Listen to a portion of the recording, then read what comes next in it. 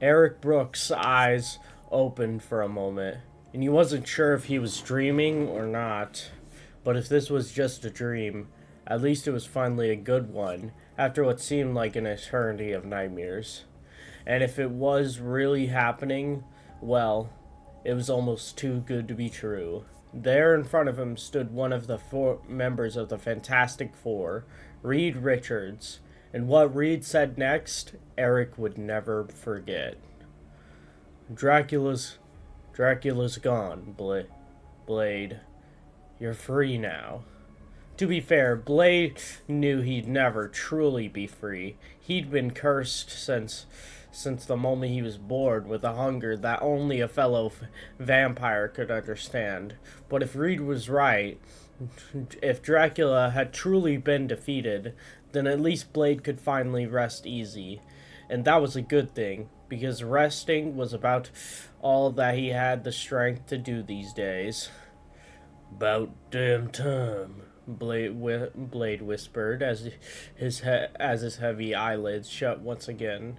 But the darkness he faded into soon gave way to a rapid series of images replaying the events that brought him to this moment. He didn't know if it was days, weeks, or months ago, but it all began when Blade heard a terrifying rumor that Dracula was planning to take over New York City and transform it into his empire of eternal night. As a vampire human hybrid known as a daywalker, Blade had devoted his entire life to bringing down the very worst members of his fanged family. And there were none worse than Dracula. Blade went on a secret mission, looking for leads about a mysterious ally who had been helping raise Dracula to this unexpected position of power. When his quest finally led him to New York, however, it wasn't long before Blade became Dracula's most wanted. Blade managed to carve his way through hundreds of undead soldiers, but he was no match for Dracula himself, whose powers had been enhanced by a crystal called Cornovium.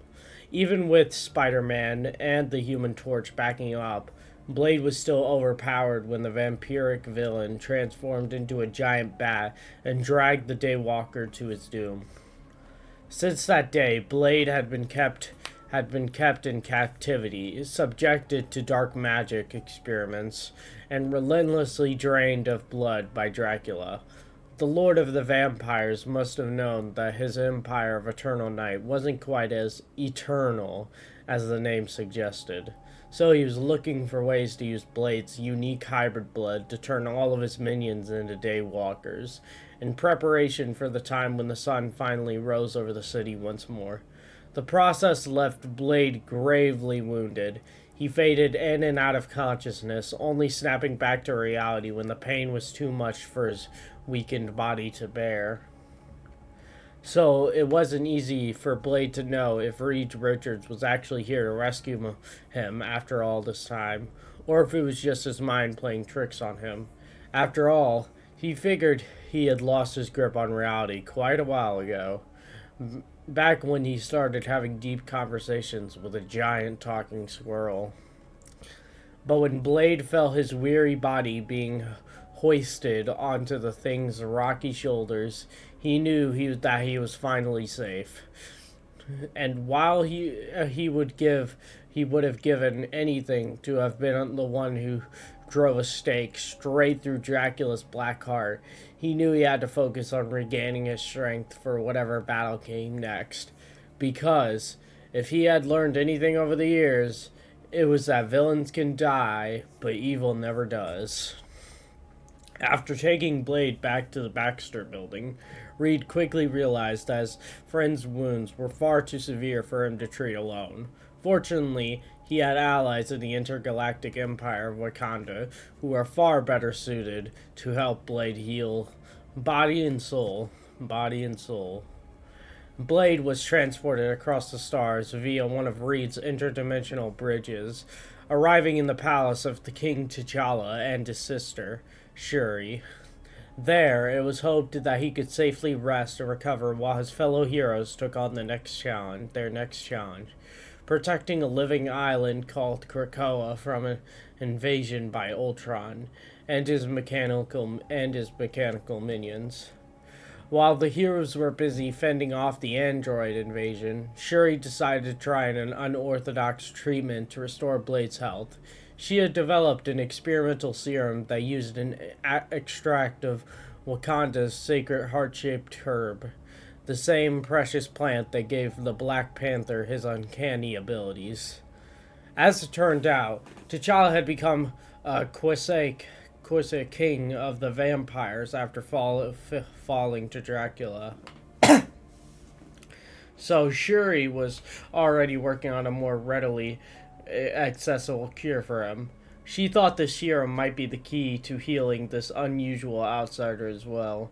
Even though doing so defied almost every imperial tradition she was raised to respect, the heart-shaped herb the heart-shaped herb was usually reserved for the Black Panther alone, but desperate times call for desperate measures. As soon as the serum passed his lips, Blade began to have visions of far stranger than giant squirrels. In his comatose mind, he found himself walking through an endless field of purple, glowing heart-shaped herbs. It instantly reminded him of those stories that T'Challa had told him about the Giala, the Wakandan ancestral plane. Suddenly, a strong gust of wind blew the leaves into the sky, where they formed a woman swirling with red and black energy, a spiral adorning her forehead. But a moment later, she morphed into an enormous likeness of Bast, Wakanda's beloved panther goddess. Showing respect to his divine host, Eric knelt and offered his thanks to Bast. But the panther goddess did not return the kindness. Instead, Bast lunged forward and clawed at Blade. Deep inside, Blade could immediately feel that what Bast was doing. She was not assaulting him, but rather his vampiric side. He had heard legends that the heart-shaped herb could cure vampirism, but he had never been able to get his hands on any samples of the plant to see if there was truth to his story. But now, as this manifestation of Bast attempted to rip the infection from his body and devour it whole, he had reason to believe the rumors were true. As much as he wanted to be free from his lifelong curse, Blade refused to let go. He truly believed that he needed his vampiric powers to help protect the world from those like Dracula who would attempt to spread their evil and harm innocents. If it meant he had to fight a panther goddess to remain a daywalker, then that was exactly what he would do. Blade leapt out of the way of Bast's razor-sharp claws, narrowly dodging the beast's ferocious jaws as they snapped in his directions. He reached for the sword sheathed on his back, but found nothing was there. He quickly surmised that physical possessions must be unable to travel to the spiritual realm, which meant that the man called Blade was without the very weapon that gave him his name. As he scrambled to come up with a contingency plan on the fly, Eric let his guard down for a split second. That was enough for his feline foe to make her move. Bast used the momentary distraction to strike a devastating blow, raking her claws across the Daywalker's back. Blade howled in pain as he fell forward, landing his hands and knees. The blood that poured from his wounds puddled onto the fertile soil of the ancestral plane. For a moment, he wasn't sure he'd be able to get back up, but then he saw a reflection of a familiar face in the crimson pool. It was the face of his mother. When his blood mixed with the soil of this sacred realm, could it have summoned her soul? Eric didn't know for sure, but what he did know was he had to keep fighting for her.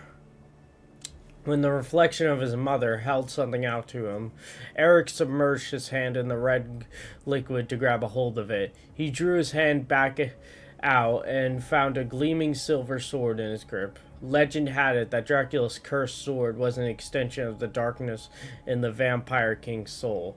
If that was true, then maybe this new weapon was a manifestation of the light in Eric's, the parting gift from his mother.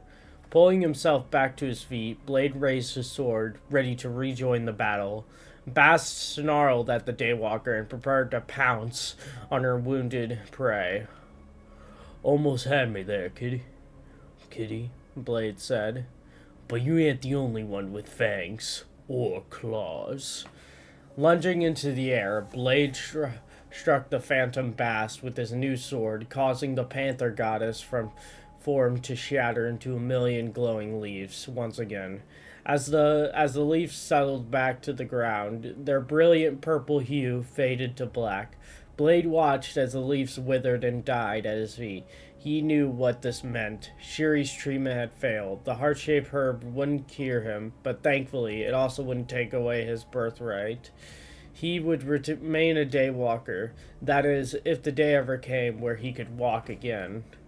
Until then, Shuri would need to devote even more time and resources to healing Blade, and she wouldn't have long until she would need to wake her sleeping champion. Ready or not, there was a new enemy on the horizon, a darkness creeping its way across the galaxy, looking to snuff out every star, including the vibranium one at the heart of the intergalactic empire of Wakanda.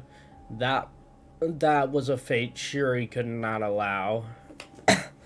As Shuri watched Eric peacefully slumber, she gently placed a long, tightly sealed package next to his body.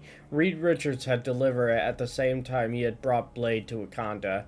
At the time, Reed had simply said that it was a trophy, and that Blade would know what to do with it when he woke up. Little did Shuri realize that the sword of Dracula was within the case, awaiting its new master. After all of the lives that this cursed sword had taken over the centuries, Reed believed that it was time for it to finally do some good in someone else's hands. And there were few hands to be trusted more than Eric's. Shuri stepped away, closing the door behind her in order to give Blade the chance to rest uninterrupted, while she formulated a new plan. If she had stayed a moment longer, however, she might have seen a second sword with a shining silver blade start to materialize beside him. Though he was still in a deep slumber, Eric's mouth curled into a faint smile, showing just the slightest glint of his fangs.